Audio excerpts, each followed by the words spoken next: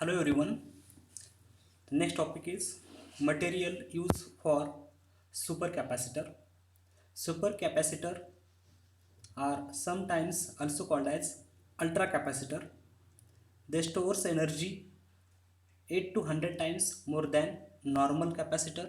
For example, the electrolytic rechargeable capacitor.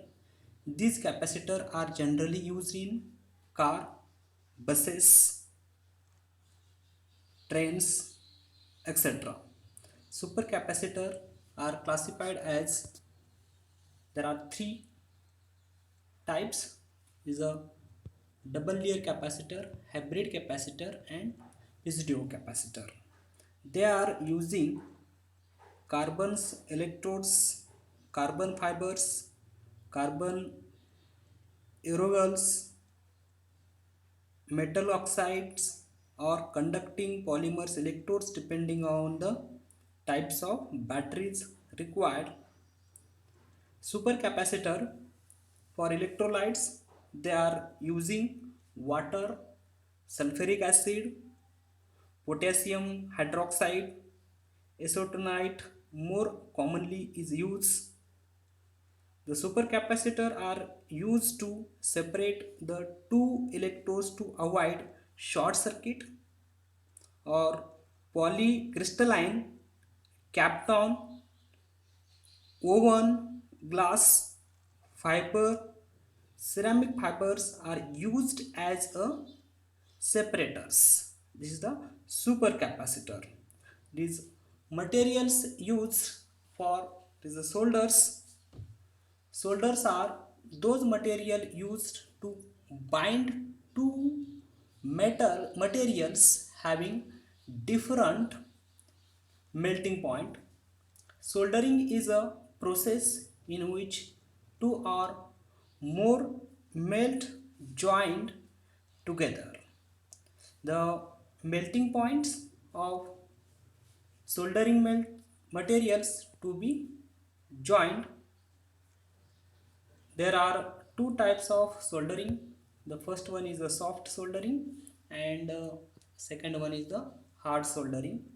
In the soft soldering, here melting point of soldering melts is lower than 400 degrees Celsius.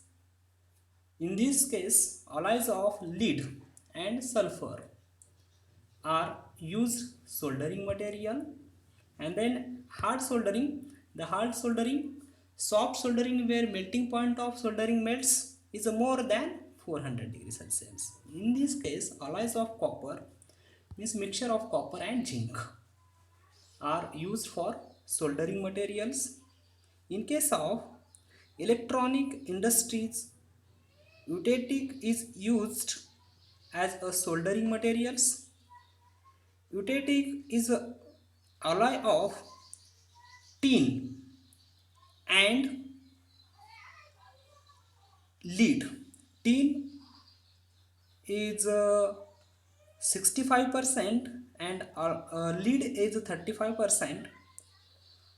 As lead is a non-environment friendly, the material its use limited. Nowadays, alloys of silver bismuth are used for soldering of soldering materials. Then next, alloy of different types of fuses. The fuses is a protection device. We already learned in the first year experiment number first, I think. The BTech first year experiment number first, BEEE. The fuses, actual there are two types of fuses. One is the rewirable fuse. This is a rewirable fuse, already learned. And second one is the HRC fuse. The rewirable fuse using below 11 kV supply or 440 voltage and 230 voltage, domestic or agriculture purpose. And HRC fuse using the high voltage, the industrial purpose is above range is 440 voltage to 11 kV. The fuse is a protective device. What is my fuse? Fuse is the protective device. It is a melts wire or strip that melts when excessive current flow through it protecting components which are connected in the circuit. This is the our fuse bodies are made up of ceramic, glass or plastic, fiberglass, mica, etc. The properties of this element, fuse element, the first property, it should have low melting point. What is the first property? It should have low melting point. The example is tin or lead. It should have high conductivity. For example, it's a copper or this is silver. Third one is it should be free from deterioration due to oxidation. For example, is a silver. Silver is the best example. And fourth one is the it should have low cost. Example, lead and tin. Again, in practice, no single material process all above properties have a compromise is made in selection of fuse element. Generally, lead, tin, copper, silver and its alloy can be used as fuse element. For low current up to 10 ampere, alloy of lead 35% and tin is 63% used as fuse element.